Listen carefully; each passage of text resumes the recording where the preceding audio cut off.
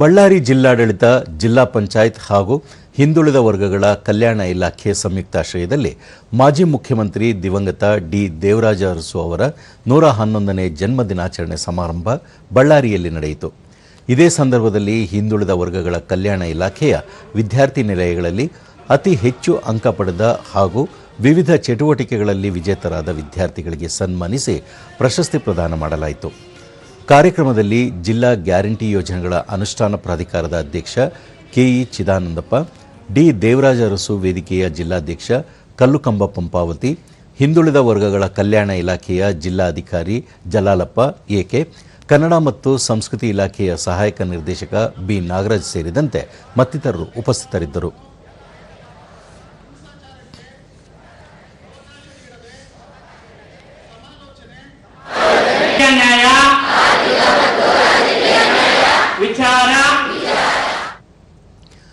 Doctor Babu Jagjivan Ram ಚರ್ಮ ಕೈಗಾರಿಕಾ ಅಭಿವೃದ್ಧಿ ನಿಗಮದ ಅಧ್ಯಕ್ಷ ಮುಂಡರಗಿ ನಾಗರಾಜ, ದೇವರಾಜ ಅರಸು ಅವರು ಉಳುವವನೇ ಭೂಮಿಯ ಒಡೆಯ ಎಂಬ ಐತಿಹಾಸಿಕ ಭೂ ಸುಧಾರಣಾ ಕಾಯ್ದೆ ಜಾರಿಯಿಂದ ಬಡವರು, ದಲಿತರು ಹಾಗೂ ಹಿಂದುಳಿದ ವರ್ಗಗಳು ಏಳಿಗೆ ಕಂಡಿದ್ದಾರೆ ಎಂದು ಹೇಳಿದರು.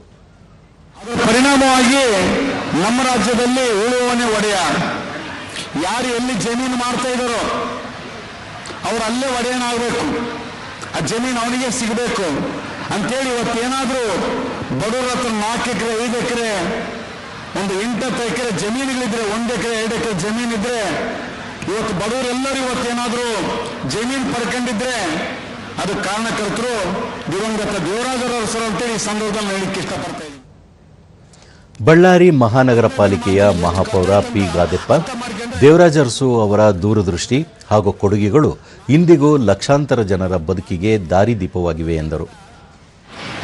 ಒಂದು ಕೋಟದಲ್ಲಿ ನಾನು ಕಾರ್ಪೊರೇಟರ್ ಆದ ಇವತ್ತು, ಬಟ್ ಅವ್ರ ಚಿಂತನೆ, ಅವರ ಆಶೆ, ಬಟ್ ಆ ಇದರಿಂದ ಇವತ್ತು ನಾನು ಮಹಾಪೌರನ ನಿಂತ್ಕೊಂಡಿದ್ರೆ ನನ್ನಂತ ಲಕ್ಷಾಂತರ ಜನಗಳು ಇವತ್ತು ಅವರ ಒಂದು ಆಶಯವನ್ನ, ಅವರ ಒಂದು ಮುಂದಾಲೋಚನೆಯನ್ನ ಏನು ಮಾಡಿದ್ರು ಅದು ಗಾಂಧಿ ದೀಪವಾಗಿ, ದಾರಿ ದೀಪವಾಗಿ ನಾವೆಲ್ಲ.